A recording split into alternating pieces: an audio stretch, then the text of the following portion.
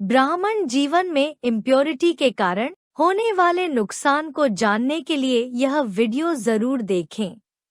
ज्ञान मार्ग में चलते चलते अगर कहीं इम्प्योरिटी आ गई तो पुरुषार्थ डाउन जरूर होगा।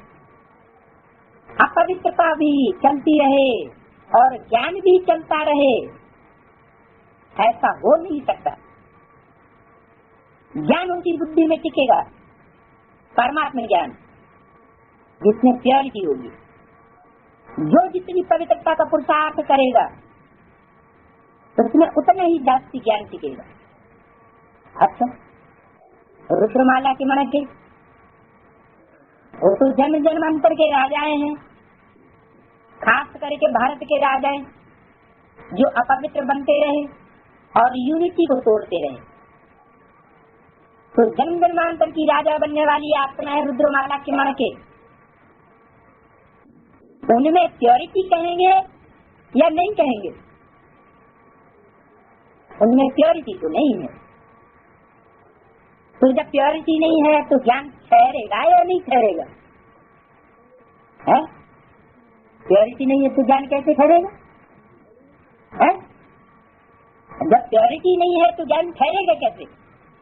बाबा ने तो कहा है कि सोने के पात्र में सोने का दूध ठहर सकता है, मिट्टी के पात्र में, देहाभिमानी की मिट्टी का जो पात्र है उसमें शेरनी का दूध नहीं ठहर सकता। तो मूर्ति में एक शेर नहीं है, एक शेर भी है। तो शेरनी के मुख से निकला हुआ ज्ञान दूध वो अपवित्र में नहीं ठहर सकता। न ठहरने का मतलब क्या हुआ?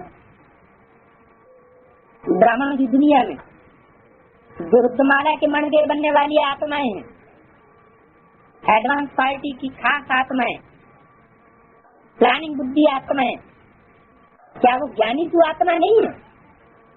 है? ज्ञानी जो आत्मा है वो ज्ञान का ज्ञान जो है वो ज्ञान में क्या हुआ जो दूसरों के ऊपर छाप नहीं छोड़े।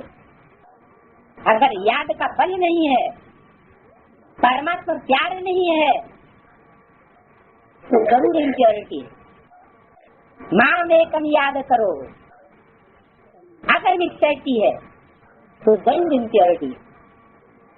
पर कितना भी ज्ञान सुनाते रहे, पहले तो जो ज्यादा पवित्रता वाली आत्माएं होंगी, जिनका ज्यादा पवित्रता का भंडार होगा पूर्व जन्मों का, वो सुनेंगी ही नहीं।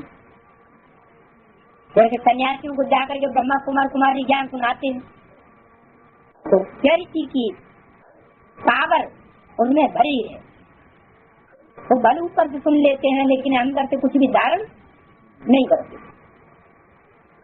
तो जब तक योग नहीं है, लव नहीं है, परमात्मा के प्रति प्योरिटी वाली वासना नहीं है, तब तक दूसरी आत्मा के ऊपर असर नहीं पड़ सकता है। उससे ज्ञान तलवार में जौहर नहीं है, याद का। तो वो ज्ञानी नहीं, क्या है? अज्ञानी। तो ज्ञानी तो आत्मा नहीं कहेंगे। ऐसे तो रावण को भी क्या कहा जाता था संसार में? रावण दुनिया की नजर में ज्ञानी माना गया है या अज्ञानी? ब्राह्मण माना गया है या शूद्र? रावण क्या था? प्रकांड विद्वान था, बहुत ज्ञानी था, लेकिन विचारी था। और जब तक विचारी तब तक उसकी भी सदगति या गति नहीं हो सकती।